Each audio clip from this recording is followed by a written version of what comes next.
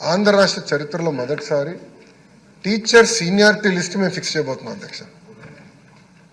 జనరల్గా సీనియారిటీ లిస్టులో ఎంత గందరగోళం అవుతాయో అందరు తెలుసు అధ్యక్ష. ఈసారి సీనియారిటీ లిస్ట్ మేము పబ్లిక్లీ డిక్లేరింగ్. ఉపాధ్యాయులు డైరెక్ట్గా వాళ్ళ సీనియారిటీ లిస్ట్ చూసుకోవచ్చు. సీనియారిటీ లిస్టులో తప్పులు ఏమైనా ఉంటే ఇమీడియట్గా డిఓ గారి దగ్గరికి వెళ్ళి కరెక్ట్ చేయించుకోవచ్చు.